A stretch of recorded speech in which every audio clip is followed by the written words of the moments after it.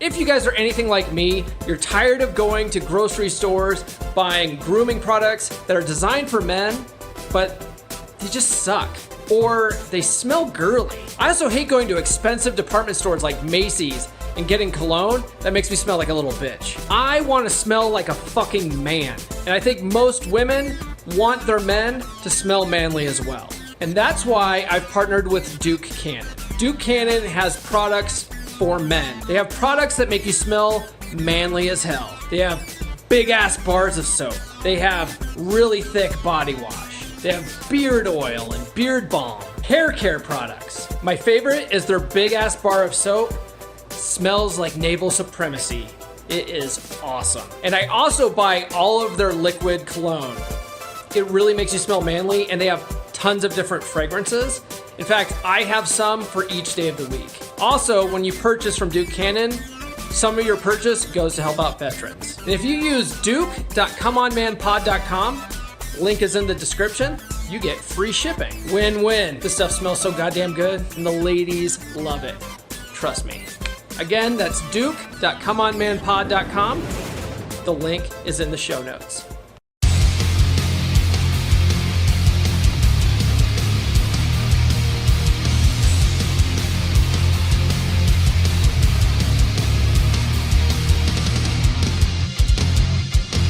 You, my friend, are listening to Come On Man, a 3% Man podcast. I'm your host, Paul Bauer, and I am on the road to being a 3% man, just like you. If you're new to the show, this is a podcast for fellow students of Corey Wayne's book, How to Be a 3% Man, and for men who just want to be better in general. We talk about dating, gaining wealth, being happy, and using the law of attraction to get everything we want in life.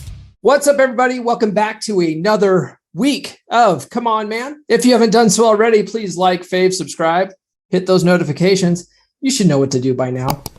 Hell, if you're on YouTube, leave a comment too, man. That helps out. And if you're listening on your favorite podcast platform of choice, please leave a 5-star review and also leave a written review as well. That helps more than you know. All right, this week, first of all, I want to apologize. The audio isn't up to its normal quality. It was the first time I ever recorded live with someone like actually in the room with me. A couple of months ago, I did an interview with a Marine Corps chick, and she was in the same house as me, but the way we did it was over Zoom, and she was in another room because that was the only way I knew how to do it.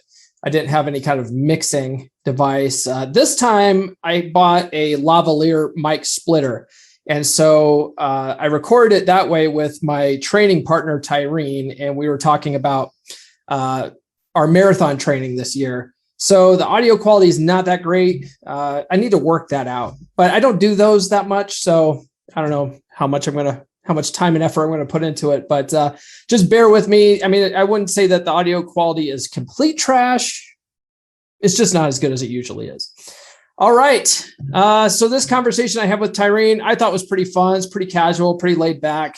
We recount, all of our training experience for the whole year of running and what an adventure it was. And I'll bring you that conversation right after this.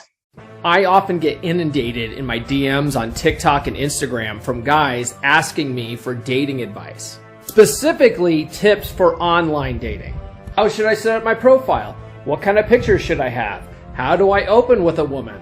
Look, guys, I'm a podcast host, not a dating coach. That's why I've partnered with one of the best dating coaches around. You may know him as Performance Potential on TikTok. I know him as Evan. And Evan has come up with one of the best dating app coaching programs in the industry. He's calling his program The Dating Dynamic. If you click the link in the description, if you use the promo code ComeOnMan30 at checkout, because you're one of my listeners, you'll get 30% off the cost of his program. You often hear that 80% of women are only going for the top 20% of men on dating apps.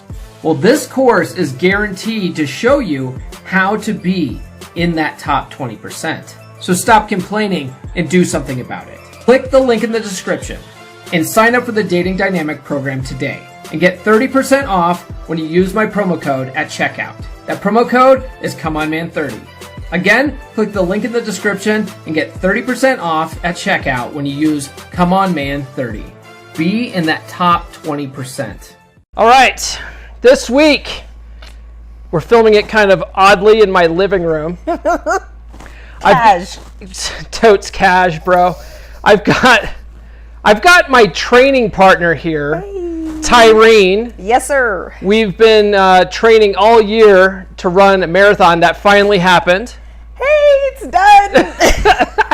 And it also, for months, I was like, I need to get you on the podcast. Yes. If we could talk about how we've been training. You mean how shitty it's been? Right, just the epic shit show that is training for a marathon. And so I bought this lavalier mic setup, and it's been sitting in my fucking office for like 4 months. But it's so fancy. It's pretty sweet. Pretty fancy. All right. So, what do we talk about? Well, we're going to talk about running. But first, I want to let's give people some backstory here. Right. How did we meet, Tyrene? I think we met at Run Club. Yeah. Surface Creek Trail Surfing Run Club when I moved over here about a year ago. And I think we just kind of started chatting it up about what kind of our run goals were, and I think we both went retarded and decided to go full regalia. Yeah. Well, one of the things too, so I joined Run Club maybe a month or two before you did. Okay. And we're the newbies. We were the newbies last year. This was last year. We're old school now. But there's a small group of us that run all year round. Yes. So we'll run even in the wintertime. Yes. And there's a bunch of old ass people in our Run Club. They don't watch this. It's okay. We're going to call them seasoned professionals. Seasoned, right. So there's some old ass people in our Run Club, and a lot of them are snowbirds, right? So they fly in, and for the summer, they run with us, and then they go down to either Arizona or New Mexico. Yeah. Ugh. And so then, like, us hardcore people stay here, and there's only like 3 of us. Four, maybe. Yeah, you, me, Steve, maybe Shannon. Yeah. Michelle and Hart even, they fall off. Yeah, they quit. Yep. And so we run. So we got to hanging out pretty much like all winter. Mm-hmm. And nice. So how long have you been running total besides Run Club? I would say consistently for maybe the last 3 or 4 years. Nothing super crazy, but long enough to where I don't feel like I'm a complete amateur anymore. But after running this race, I still realize there's a lot more to learn. There were some hardcore people at that race. Older than us, way more hardcore, made us look like bitches. There was this lady who had this flabby butt. and I was making it a point, like, for most of the race to catch up with this one gal who was young, and so she had a nice flabby butt, kind of a nicer flabby butt. It was just taunting us the whole time. Yeah, I was like, that butt is not tight enough to have that kind of attitude to be beating us in this race. So I was making it a point to try to beat this one chick, and at one point I did pass her up, and then I passed another chick, which was the older flabby butt. Butt chick. And so Tyrene, in order to keep up with my dumbass, she passed them too. And at one point, Tyrene's like, well, at least we passed old flabby butt back there or something. We did. But then she caught up. She fucking wrecked us at the race. She just completely destroyed us. I don't even know what her time was. I don't know. Because she probably beat us by a good 40 minutes. Yeah, probably. Easily. Yeah, so that just goes to show you that put you in your place. Yeah, that looks don't matter when it comes to runners, because they come in all shapes and sizes. Absolutely. And they will just completely destroy you. So do you remember how we got sucked into marathon training? I vaguely remember. Okay, this. I believe that I was the culprit for the marathon training. We had conversations with other people in the group of doing, a 5K, doing a half marathon, doing the ultra up on Grand Mesa. And so once we got up into the 19-mile, realm, I'm like, well, hell, we might as well go full on balls deep and, finish the season strong with the full marathon. And I've always wanted to do it before I turned 40. Right. And you've ran half marathons before. I have ran one other half marathon and then the one that you and I did this year. Okay. Yeah, because before that, the first time I was at Run Club, I was running with the guy who gave me the card and invited me to join, this guy named, we call him Hart. And I was running with Hart, and he's like, so, what's the furthest you've ever ran? And I was like, 7 miles on accident. And he's like, oh, why haven't you run further than that? Called you out. And I was just like, oh, shit. This is how it's going to be. And so I sort of had that in my mind the entire time that I was since I joined the Run Club. And I don't know if Hart has run a marathon. He probably hasn't. Shit talkers. Michelle hadn't ran stupid, what's it called, before making us do it. Right, yeah, I'll get to that. Yeah. So the year comes around and we start talking about doing longer runs, and I was like, yeah, like maybe you should do a half marathon, and then next thing you know, like everyone in the group's peer pressuring us. But like, nobody did it. Nobody did any of it. Yeah, they're like, oh, this would be a good half marathon for you. Oh, this would be a fun race to do. Yep. Why don't you guys do this ultra race? Right.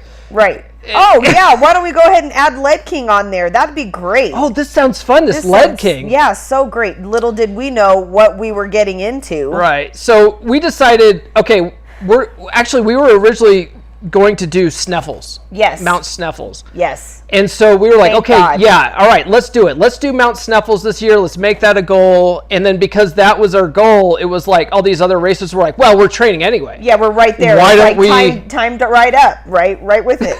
Why don't we run a half marathon? Cuckoo. So the first big race we did was the Provo half marathon. Half marathon, yes. Yeah. Yes. That was in June. Was that June? That was June. I could have swore it was earlier than that. No, it was June. We did that in June because we started talking this whole madness in like March. Right, and we had to do the training and stuff. The training, yeah, went all the way up to the half marathon, and that was our first real race, and that was only in June. Okay, so we signed up for the Provo half marathon. It was just us, and then there was 2 other people from our run club. And a couple of those old ones those we were talking about. Those fucking old people. Actually, the oldest people. Like the oldest. The oldest guy in our group is 84. And has 100,000 miles or more on his shoes. Right. Chevro legs. Right. So he ran the 10K. Yes. So he signed up for the 10K. So they were there in Provo.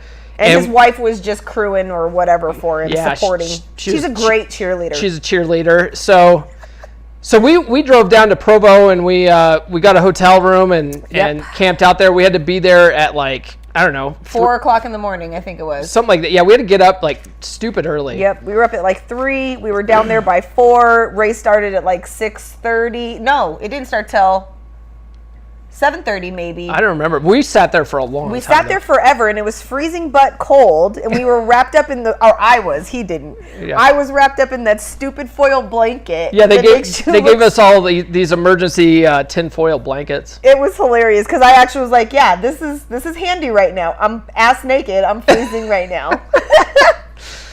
So what was interesting, what I liked about Provo, don't rip that apart. I'm not ripping it off. No, I promise. Just gonna mess up the equipment here. So the thing that I liked about Provo was that first of all, it was my first like real big race. I'd done a bunch of 5Ks and 10Ks before that, but I'd never done a half marathon. And she had done a half marathon, and so she had this goal. I want to run at this pace or something. I want to hit 2 hours. Yeah, that's what it was. I really wanted to hit 2 hours. So she's like, we got to run, and they had pacers. They had these pace runners that had these signs attached to them that they carry. Yeah, so they're like, if you want to run a 2-hour pace, this is the guy you got to stay up with. So I was like, yeah, sure, whatever. I've never done this before, so I don't care. So we did good until this fool had to go pee. I had to use the restroom. What are you gonna do? But so we ended up like falling behind, but we ended up running that thing in a 9-minute fucking pace. Yeah. which was faster than I've ever ran before. Right, which for someone who's never ran a half marathon or whatever, that's pretty good. Pretty fucking ridiculous. Yeah. And especially when you're I turned 42 this year. And I turned 40 this year. Yeah, so this was my 40th year. We ran that at a 9-minute pace. I think that's pretty fucking good pretty for a awesome. couple of 40-year-olds, you know, 40 plus. So and pretty amateur. It's not like, right. you know, like you said, we haven't run a ton. And the last half marathon I had run before that had been well over a year. Right. Before Corona, before I was in like peak condition when I ran my first one. I was nowhere near peak condition for this one. No. I thought I felt pretty good because I mean we were running pretty well. We had done some training runs. We ran the first like really long run that she and I ran together was from her house up to Cedar Edge, Colorado, and back. And that was like a 9 mile. 9 miles. And at that point, that was the longest I've ever ran. We thought we were going to die that day. Yeah.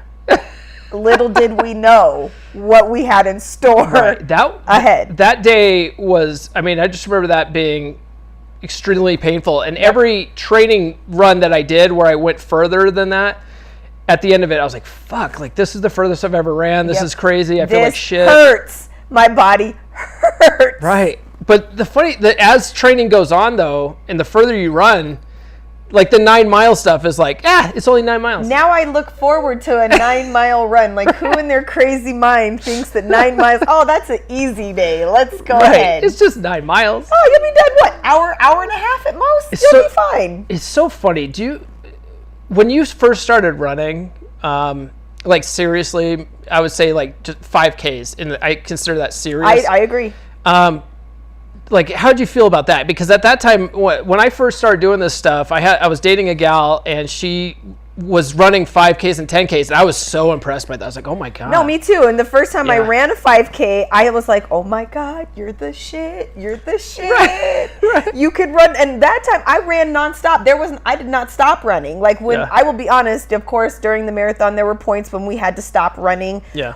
But for a 5K, I ran the whole time. For the 10K, I ran the whole time. Even the first half marathon, of course, peak condition, I ran the whole time with that one too. But I didn't run it nearly as fast as we ran the other one. I think I was like 6 or 7 minutes. And we even walked a little bit with that, but we walked at a pretty brisk pace because you walk fast as fuck. Did we walk? Oh, it wasn't until like the last few miles that we walked on the half marathon, but it was a very short amount of time. Yeah. You're right.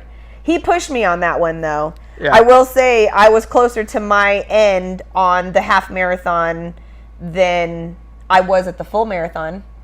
Oh yeah. Where you were, I feel like you were struggling a little bit more at the end of the marathon than I was. I was dying. Yeah. I was fucking dying. You were in so much pain. Yeah. I felt bad because I had been in your shoes in other runs that we had done, and you were in my shoes, and I was like, shit, I gotta stay with this motherfucker. You know what I'm saying? Like I felt bad because like now I know how he felt with my ass. My legs were killing me on that. So what was it, your feet? My feet a little bit, but it was more of my thighs because I did that stupid leg day. Leg day. Yeah. Which we'll get to. Who does a leg day in a taper week? Yeah, we do. I do. Yeah. Just saying. So we finished Provo. Then the next race after that we were like I thought she had signed up for, but it turned out that Steve and I were the only ones that signed up for this thing, and it's the Grand Mesa Ultra, and it's not an actual ultra race though. It's only a 15K. No, it's not. It's a 30K. Remember, 30K. It's a 30K. 30K. So that's why it's considered an ultra. Right. Yeah. But it's like 18 plus miles. Yeah. And 19 miles. But it's like a really rugged trail run at altitude. So you go running up this trail, and you can Google it. There's a trail on the Grand Mesa in Colorado called Crag's Crest or Crag Crest Loop or something. Mm-hmm. And like the top of it is like 11,000 feet. And you're literally on the crest of the mountain. You're at the very highest point on the mesa. It gets to be about 11,000, and you're literally on the top of just boulders. Yeah. So it's really, like you said, rugged terrain, crazy terrain. You're running on these rocks. We did a training run on that trail, and I was like, yeah, I'm not doing this again. Right. Because the training run was only like 10 miles. Right. Which means I would have had to add another 9 on that. I was like, no, I'm good. I don't like trail running. That was when I decided. Well, it was like, I think right before that too, though, we did a training run down the desert. Oh no, Sidewinder. The Sidewinder trail. Why do you have to bring that up? Well, because it's funny. It is. It was terrible. So we go and do a training run at Sidewinder, which is out in the desert. And this was before she realized the value of having water.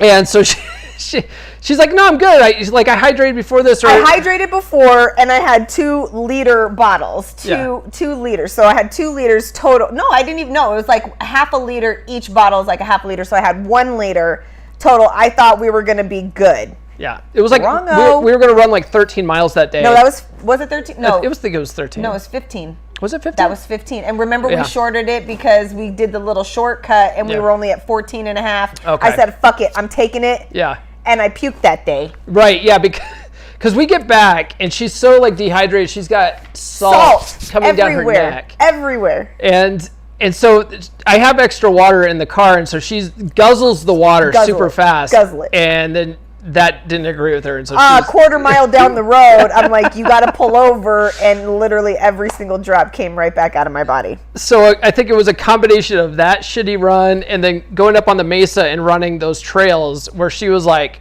you know what? FYI, I actually haven't signed up for this, and I'm not fucking going to. Yeah, not. So then I was like, oh, shit. Well, I guess it's just Steve and I then. Well, Steve, our other training partner. Ocular surgery. He's sort of like our coach. He's Mr. Miyagi. He's the Mr. Miyagi of running. He ended up having eye surgery for cataracts or whatever, and so he had to back out of the ultra also. So if you guys go watch my TikToks, there was like a whole couple maybe month or 2 where it's just me training out in the woods. Yeah, because I stopped because I knew. So that was what it was. I agreed I wasn't going to do trails anymore, so I was like, we've got to find another marathon because we had signed up for Sneffels. That was a trail marathon. I'd learned real fast that not only does it double your time to do a trail marathon, but it's twice as hard. Yeah. And I'm just not a trail runner. It's not in my forte. I cannot get with a cadence. I can't get in a rhythm. It doesn't work for me. I realized I didn't like it much after, but I already signed up, so I was like, fuck it, I'm doing it. Right. But So we were going to do Sneffels as our original marathon, but they never opened it up. They didn't, for COVID. Because of COVID, it's a very liberal area. And so we were looking for other marathons, and we were originally going to sign up for one called Staunton, which is another trail marathon over on the eastern slope. And after this, we were like, no, we've got to have a road marathon. So that's where we ended up signing up for Rimrock. But before Rimrock, there was Lead King. There was Lead King, and that was literally my nightmare. Not only did we run it twice, because we did, this guy, it's like, oh, let's go out there, and I wanted to get mentally prepared for what the elevation gain was going to be.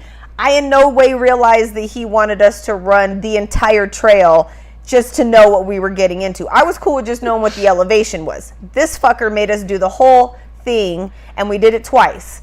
I am grateful that we did because we did cut off 15 minutes off of our time, and we ran further the second time than we did the first time. So It felt really good. And after doing that, it definitely made me want to go up to the monument and run that before we did the actual marathon. Well, so my thinking let's take a step back. Your original training plan for marathons said we would run a certain amount each week. Mm-hmm.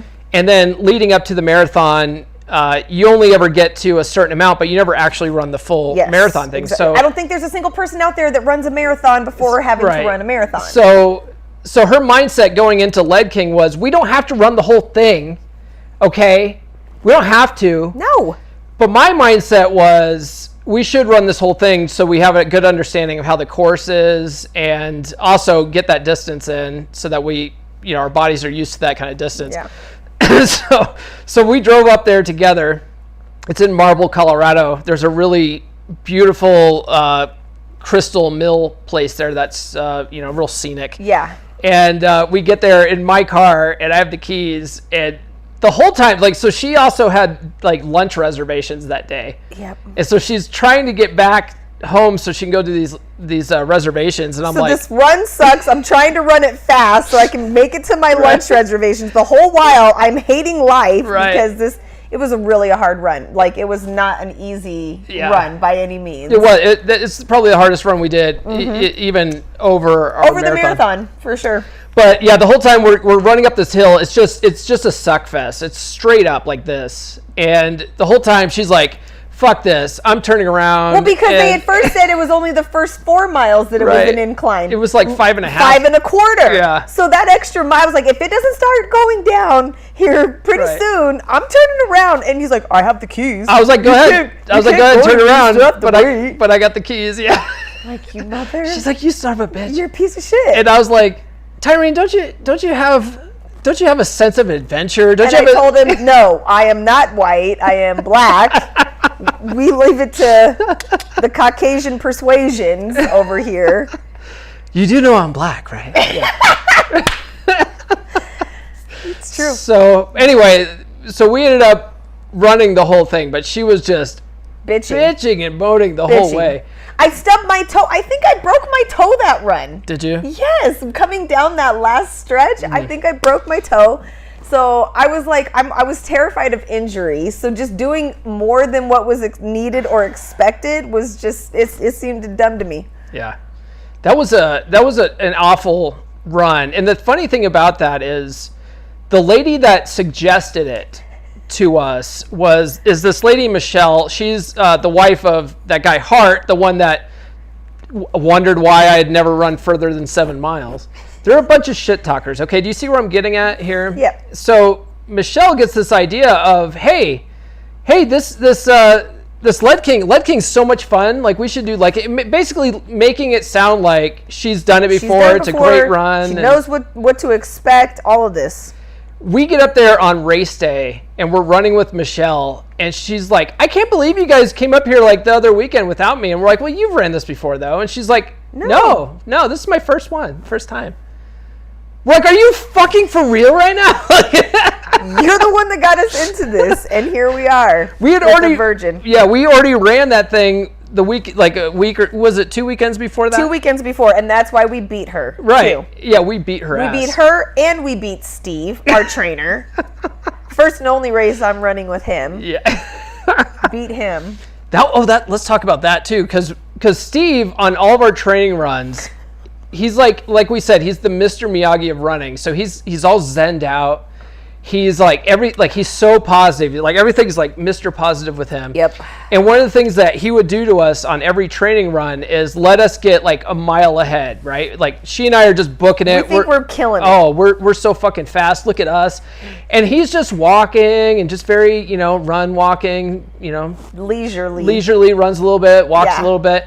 And then after the first mile, when he's warmed up, fucking burns us and flies right by. Doesn't even wait for us. He's like when we trained for Lead King, this fool, not only did he beat us by like 20 minutes, 25 minutes. Oh, he came back. He turned back around, met us still with like 1.5 miles left, and ran it back in with us. Just adding insult to injury. It was unbelievable how great he is and how crappy we are. So we go into Lead King and we're like, we've got to beat him. We do. But he got like really far ahead of us. Sure did. And on the uphill, he's way better at hills. He loves his hill training. Loves his hill training. So the first like 5.5 miles, where we basically walked most of it. We did. Power walked. Well, we finally got to the top. We went booking it down the hill, and we ended up passing Steve. And once we passed him, like, she and I were like, we can't let him get past us again. This was our only opportunity. So we just, every time we kept running, and then we kept looking back, and if we saw him, we're like, fuck. Bam, boom, boom, boom. There was a couple times some chicks on the trail, they snuck up on us, and I turned around. I'm like, oh my God, I thought you were Steve. And I'm like, we gotta go, because luckily it was never Steve. But I was terrified he was just gonna come creeping up on us. I could have swore like at any minute he was gonna be right behind us, but we ended up finishing by like a good 10 minutes ahead of him. Yeah, we did good. So that's almost a whole mile ahead of him. So we felt really good about that, and and now we're basically retiring from long distance running. So he never has a chance to ever again regain that glory. Never. The teacher has been taught. We schooled him. So that was Lead King. That was Lead King. That was terrible. That day, my legs hurt pretty bad. I also had to get up that morning because so you took advantage of Michelle's extra bed in her cabin, so you got up there early the night before, yeah. And I don't know if you guys can hear bells ringing and stuff like that, but normally I kick my cat out of the office when I'm doing podcasts because of this. But we're out in the living room now, so she's like, "Fuck you guys." Anyway, so I didn't have that luxury, so I had to drive from here to Marble, which is what, an hour and a half? Hour and a half, yeah. About an hour and a half. So I had to get up at like 3 a.m, and my girlfriend, nurse chick, she's a sweetheart. I asked her if she would pick me up, so that meant she had to leave at like 2 a.m. Yeah. She comes and picks me up, takes me to Lead King, and sits there around waiting for you to run this race. Sits there waiting for me. 4 hours. Right. She made a sign for me. Made a sign. Then drove me back. I passed out in her car on the way home because I was exhausted. And then, poor thing, I get out of the car and I was like, okay, well, bye. Bye, see you later. I gotta go because I have my kids here. And rude. She hasn't met my kids yet, so I was like, all right, thank you. Yeah. See you later. See you later. I felt like a jerk for that, but she's very sweet, what can you do? What can you do? So Lead King was September 19th. So we basically had all of October to get ready for the marathon.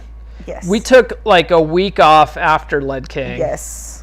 And then we only had basically 2 weeks. And the furthest we had run, him was 19 and me was only 15. I ran 20 once. Because to get ready for Ultra, I ran the Craig's, double loop. I ran Craig's so 20. Chris twice, I'm sorry, yeah. 20 for him and only 15 for me. So in that 6-week period of time, we had to go from you 20, but me 15, all the way to whatever the marathon was going to be, or our longest training run prior to, which ended up being 22 and a half. That was the longest we ran prior to. Yeah. So we decided, was it the week after Lead King that we drove the monument? Yes, it was the very next week. Okay, because we wanted to take a week off from running just to give ourselves a break.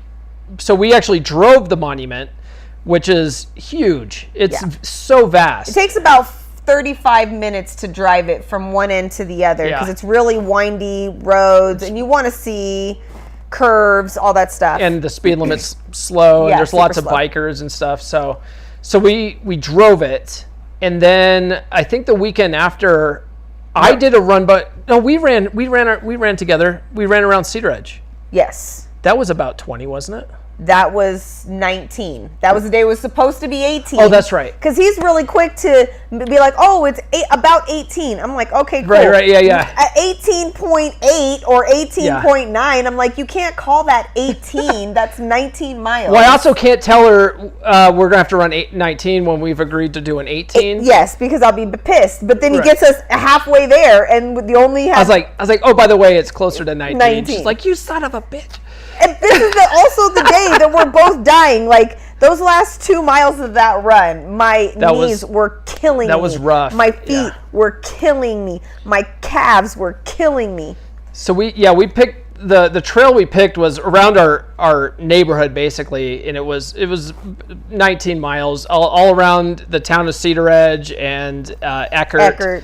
And and we picked it. I picked it this way, one because it's a loop, and I like running loops. Well, and two because it was mostly uphill for about the first half, and then downhill for the second half, which is what we were going to be looking at for the marathon too. So we were trying to get some of the elevation gain in there, as well as some of the downhill running, because people think downhill is all fun and games, but after you've been running for that long, downhill hurts worse sometimes than uphill.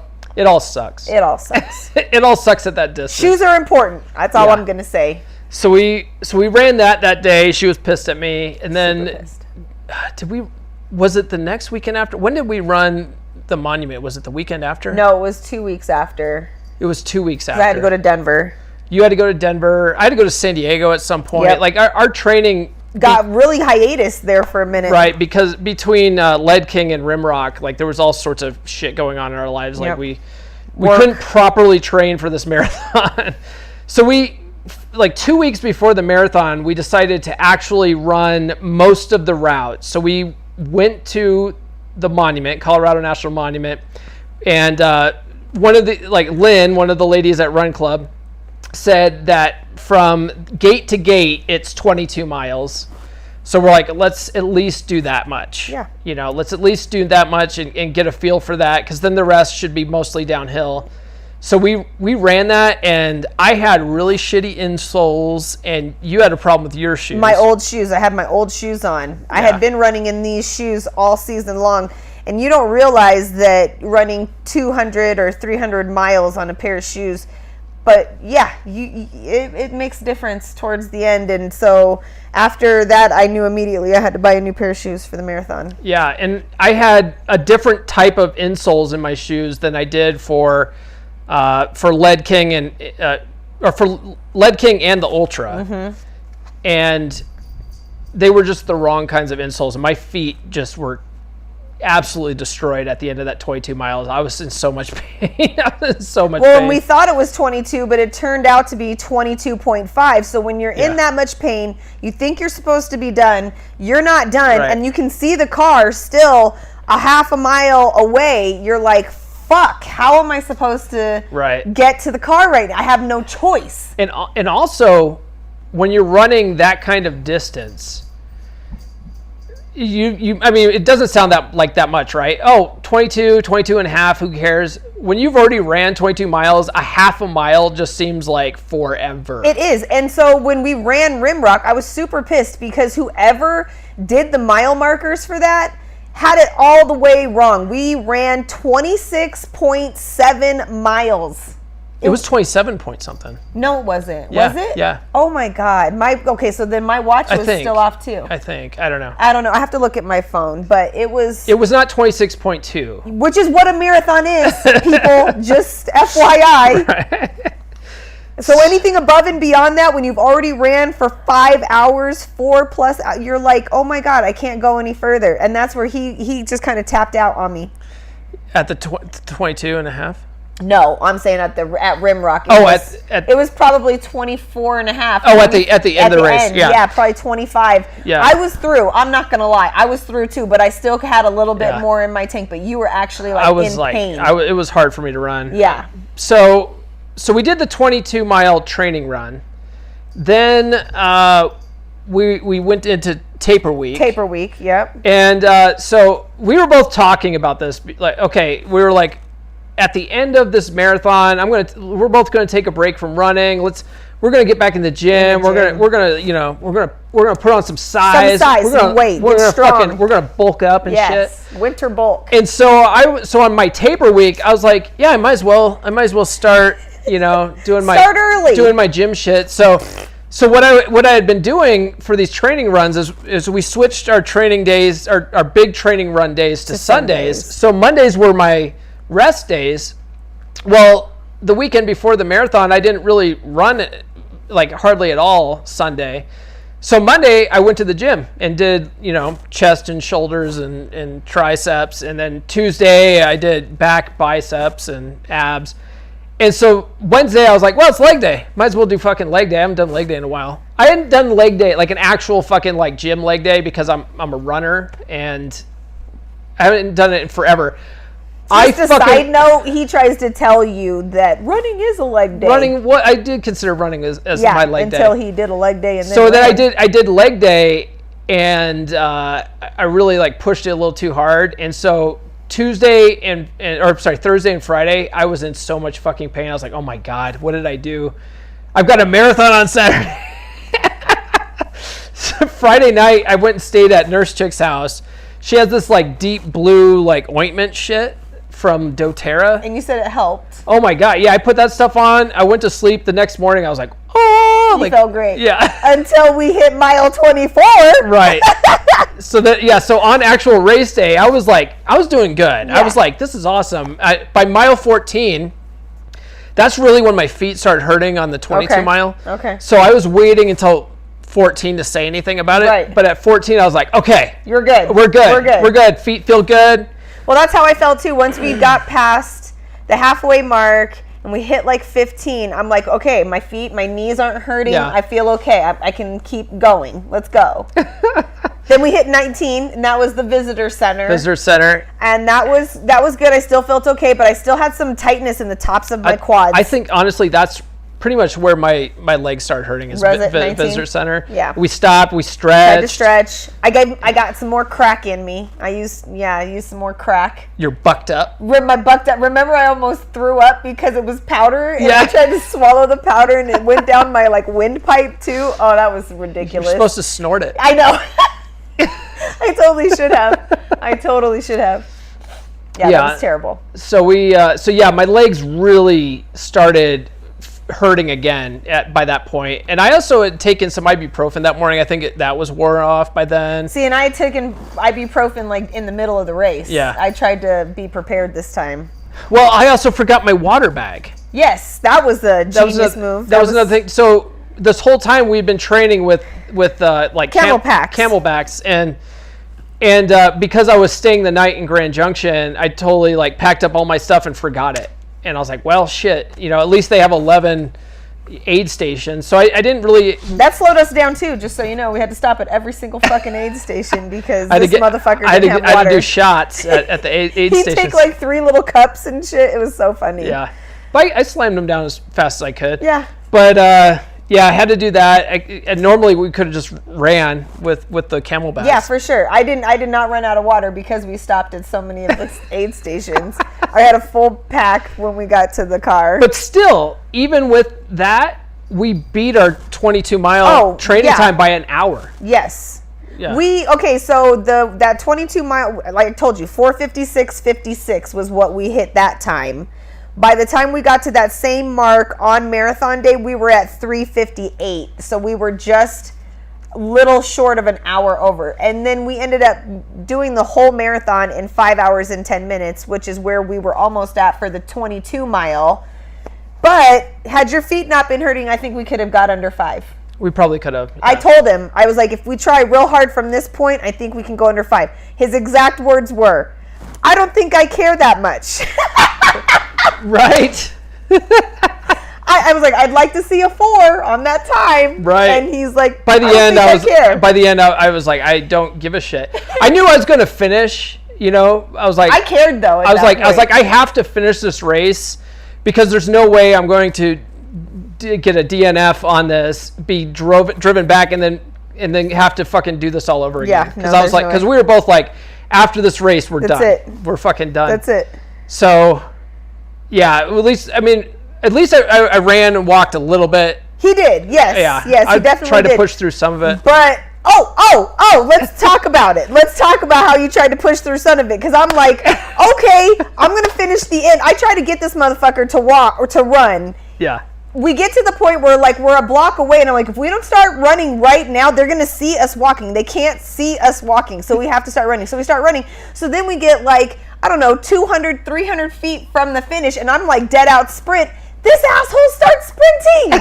After all this time of making me walk, then he just has to beat me at the fucking end. You want to know why, though? Because you had to beat me. Yeah, but you want to know why, though? No. So Space-time? Space-time. No, because when we did Lead King, right? When we came through the finish line, I was too busy making TikToks. So you were running ahead, and I was just like, I didn't really give a shit. Yeah. So on the marathon, you had to. So you beat me on Lead King because I'm filming. Well. And I had a couple of assholes in the comments say, "Oh, a chick beat you." Oh. And I was like, well, I can't let her do that again. Whatever. He literally beat me by less than a second. And it was only because he put his arm in front of me. Yeah. Well, that was the only reason why. Winners find a way to win. Whatever. So. Cheaters find a way to win. That's not what they say in pro wrestling. Yeah, of course, because they're all cheaters. Whatever. So. We did book it though. That was good. We did hit space time there at the end. Yeah. That was pretty awesome. So you now that the marathon's over, you getting the itch? You getting the itch again? No. You want to do this shit again? No. Hell no. I told everybody, and I still will stand firm. I will still run half marathons, but I can't do a marathon ever again. I don't even want to do a half. I'll do a half because I can wake up and in 2 weeks, even 3 weeks, and be ready to go. But a full marathon, you cannot do that with. And I don't like having to dedicate the hours upon, unless I was doing it in 3 weeks and we signed up for another marathon, like right now in 3 weeks, that would be the only way I would do it. I wouldn't even want to do it then. I wouldn't even want to do it unless it was a Colfax and it's flat or downhill. It's just so much pain. It's a lot. It's so much pain. It's a lot. The thing I didn't like about it this year was I basically gave up every weekend for an entire year to train for this shit. Yeah. And when you're first doing the long distance runs and you're not used to it, you are absolutely fucking wrecked after each long run. Yep. And you're just like, I can't walk for the rest of the day. Yeah, even when you're doing, so you say for the half marathon, you're doing 2 hours, 2 hours, 15 minutes. Then for the whole, like you said, the rest of the day, it doesn't matter if you only ran for 2 hours, you're still so sore. And then the next day, you're still sore. Yeah. Yeah, so, and that was when we were doing our runs on Saturdays. So we still could do a little something on Sunday. Yeah. But then once we switched it to Sunday, you can't drink on Saturday because you have to be hydrated for Sunday. Right. You have to carb load. You can't really do anything Saturday to get prepared for Sunday. And then you have to spend the whole day Sunday running. And then you're walking around like an 87-year-old man for the whole rest of the day after running. Yeah. That's literally how I felt for the last 2 days. Yeah. Or I would say Sunday, Monday, part of Tuesday, I couldn't walk hardly at all. Yeah. Yeah, it was bad. And I was just this whole year. Yep. And I'm trying to be like, I'm more of a social person, ever since going on this 3% path, like I try to be more outgoing and have shit going on. You can't have anything fucking going on when you're laid up on the couch in pain. I smoke a lot of weed. That's about it. And that's what keeps me going. I wanted to ride my motorcycle more this year. I barely got to ride my motorcycle this year. Yeah, we didn't have no time for any of that. Yeah. It was not good. Yeah, it was terrible. So I think next year I definitely want to do like a Tough Mudder or something with an obstacle course. Like a Spartan race kind of thing. Spartan. But even those are only like 10K. Yeah, most of them are 10Ks. I'm good with that. I would do 10K. I still want to do. I was really mad that I missed the Bronco 7K this year, but I'll go back next year and do the Bronco 7K. That's still only 4 1/4. Is it 7K because of John Elway? Yeah. Stupid number because it's like 4 1/3 miles or something dumb. Yeah. But I want to do another half marathon. I'll do another half marathon. That's a hard pass. But that's as far as I'll go. You know what was really good though about this training is I did 2 5Ks this year, and like both of them I got like first. Really good time on? Really good. First in my age group on the Apple Fest 5K. On the marathon, we got top 10. Top 10. Which for our first marathon, I think was it's not bad. I will say there were only 12 people in my age group for females. Yeah. There was only 12.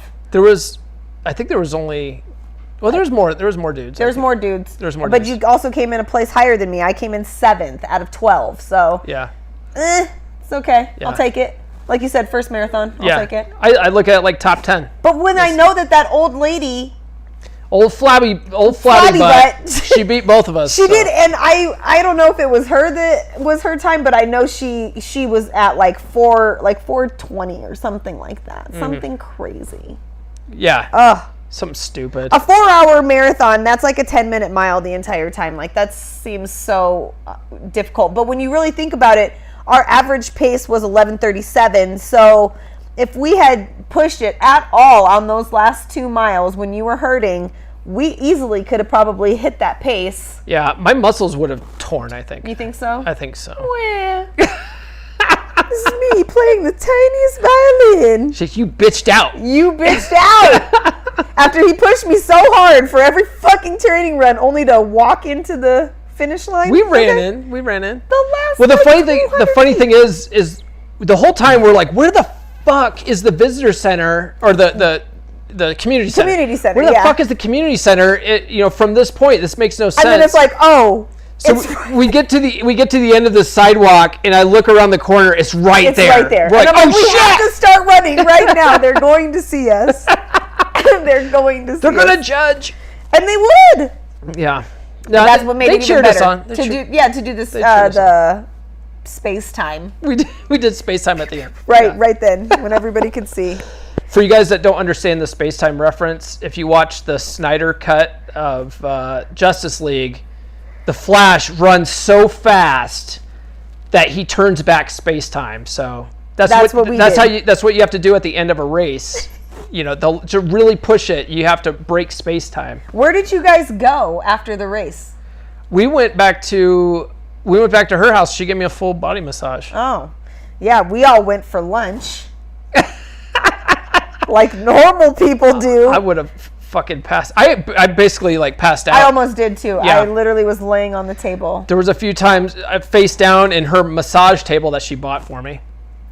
So we're going to get in my friend's car, right? Yeah. And he had driven my truck up there, and so I have to hold on to the door and jump up. Oh shit. Yeah, because I used my calf muscle and it knotted up so hard. Oh, God. And it took 2 minutes. I'm breathing like I'm in labor, trying to get this thing to relax out of the back of my calf muscle. I'll never do that again. It was terrible. I remember the first time I ever had something like that happen where my calf popped. Yeah. Knotted. I thought I tore a tendon or something. Yeah, how could you not? That's what it feels like. Yeah, I was like, what the fuck? Yeah. And then it relaxed. I go, is it not torn? Yeah, what the fuck happened? Torn. But that's what it felt like. Because I had already used my muscles so much. And then I'm like, oh, yeah, let me just jump into this calf. They say that when that happens, it's a lack of potassium. I'm sure it is. But I didn't have any bananas on hand. We had those tabs.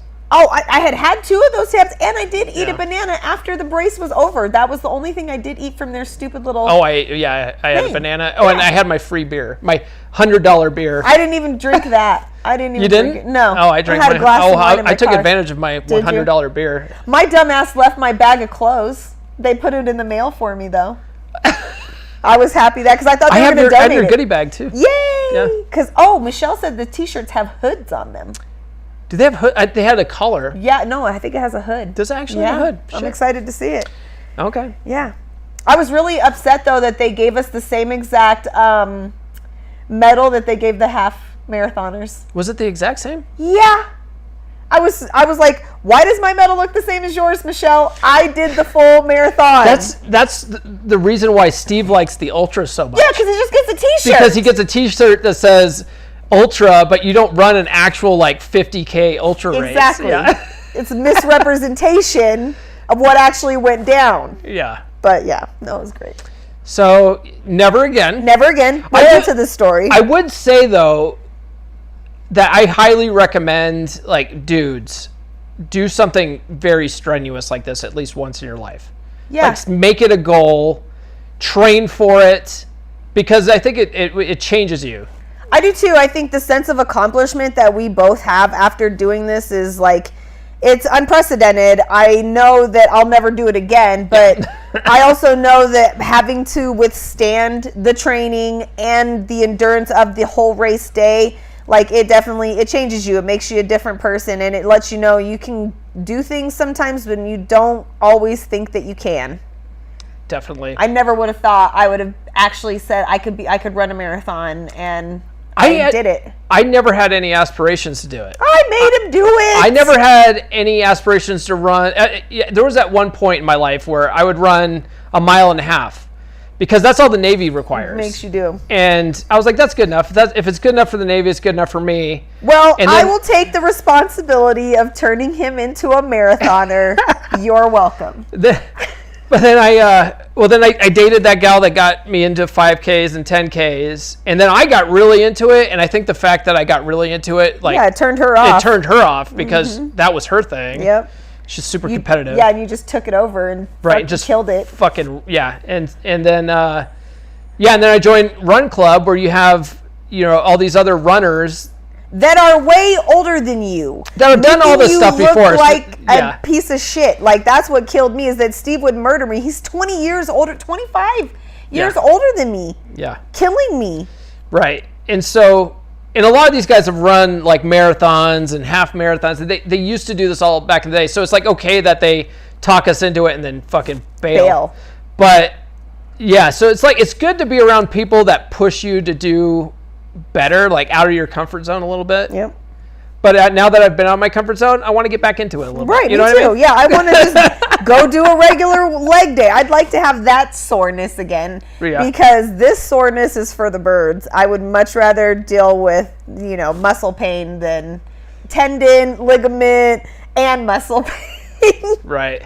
And you don't realize how much havoc it does wreak on your body. Like, you are definitely damaged after doing something like this. That's why I don't know how they do it like all the time. I remember during one of our runs, you said I couldn't call your feet dogs. You still can't. And I was like, but still, like they turned into dogs by the end of this. They did by the end of this. But now we're on the road to puppydom. And cute toes and foot fetishes again. Somebody will eventually love my toes. I couldn't believe it. During one of the runs, like, her feet were hurting. I was like, "Oh, your dog's barking." She's like, "Don't you dare! Don't ever call them dogs." I don't like it. I really don't like that reference at all. It's the same thing as like vagina and a beaver. Like, I don't want that reference either. But beavers eat wood. I don't give a shit. It's a terrible analogy. That's the etymology there. Is that what it is? Okay. Yeah. No, not for Tyrene. Doesn't work for me. Thanks though. What about a kitty cat? Let's go with pussy. Let's just go with pussy. It's fair. Yeah. It's fair.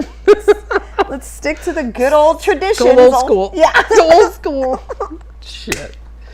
This conversation's turned south. It did. It went real fast. Well, we're pretty close to an hour. We should just go ahead and wrap up. Yeah. Where can people find you online? You're DeLoach for life. DeLoach for life. You don't want to find me. I'm not interesting online. She's DeLoach for life on TikTok, but she never puts out any content. I never post anything. Okay, so just a side note. I have been contemplating doing content. Whoa. But my problem is, what do I talk about? I'm not on a 3% man journey. Fucking weed. Ooh, do weed reviews. Weed reviews. Those are so, what is the word? You can't, it's relative. Yeah. Right. It's relative. It's subjective. That's the word. That's the word, yeah. Yes, that's the word. With like wine, people talk about, this wine's great because it's got an aroma. Oaky flavor. I don't want oak in my wine. Just this weed gives you a fucking, I don't know. I don't know. You have no idea. I don't do weed. You have no idea. If I do, I'll do a podcast and have you come on it and talk about nothing. Talk about not doing weed? Yes. Yeah. So Paul, why don't you do weed? I was a dare kid. Yeah. Me too. All right, Tyrene, thanks for joining me. No, thanks for having me on. It's pretty awesome. Hopefully people don't It's going to be the number one episode of all time. I think so.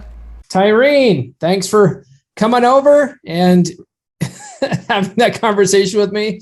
I don't know about you, but it's a damn relief that we don't have to do any more of these long ass runs. In fact, I'm recording this, the intro and the outro, the weekend after our race. And it's the first weekend in months where I didn't have to do some kind of training. And it was glorious. I slept in this morning. I slept in yesterday, which was Saturday. And I loved it. I'm back to my training Monday through Friday and resting on the weekends. And I couldn't be happier. And hopefully you feel the same. And all right, that's all we have this week, guys. I hope you liked this episode. Hope you got out of it. Hope you got maybe some motivation out of it. But either way, we'll see you guys next week. Thank you for listening to Come On Man. If you are new to the podcast, I highly recommend reading How to Be a 3% Man by Corey Wayne at least 10 to 15 times. I recommend you watch his coaching videos on YouTube, and I recommend that you engage with other 3% men in our 3% Man Facebook group. Links to all of these are in the show notes. If you like this episode, please give us a good rating on your favorite podcast platform of choice and share with all of your bros. Now go out and get it.